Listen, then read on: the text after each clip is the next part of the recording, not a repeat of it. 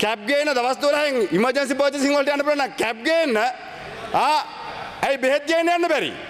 හැබැයි ඕ කලින් හිටපු අය කෙසේ වෙතත් දැන් එන අය කැබ් ගේන විදිය අපි දන්නවනේ. දැන් ඔය කලින් කිය ඉන්න තව අවුරුදු 3ක්. කලින් කිය ඉන්න. ඒ හින්දා ඔය කැබ් ගේන විදියටම බෙහෙත් ටික ගෙනත් දෙන්න. සල්ලි තියනවා හංගන් ඉන්න නැතුව.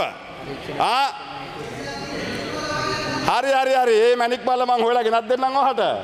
හැබැයි බෙහෙත් ටික ගෙනත් දෙන්න.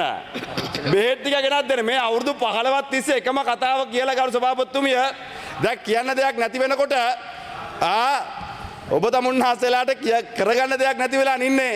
ඒ හින්දා කරුණා කළා මේ අපි දෙගොල්ලෝ මෙතන බැනගෙන පළක් වෙන්නේ නැහැ. හැබැයි දැන් ඔබ තමුන්හන්සේලා ඇවිල්ලා මොකද්ද කියන්නේ? දැන් ඔබ තමුන්හන්සේලා ඇවිල්ලා කතා කරලා කියන්නේ මේ කිසිම ප්‍රශ්නයක් නැති විදියට. ඒ හින්දා මේ යථාර්ථය තේරුම් අරගෙන කරු සභාපතිතුමිය මම අවසන් කරනවා. තේරුම් අරගෙන ඔබ තමුන්හන්සේලා මේ කැප් 1700ක් කැප් නෙවෙයි කැබ් 1700ක් ගේන්න තියෙන උවමනාව උනන්දුවෙන්ම මේ ස්පිරිතාල වල කරු සභාපතිතුමිය බෙහෙත් ටිකක් ගෙනත් දෙන්න වගේම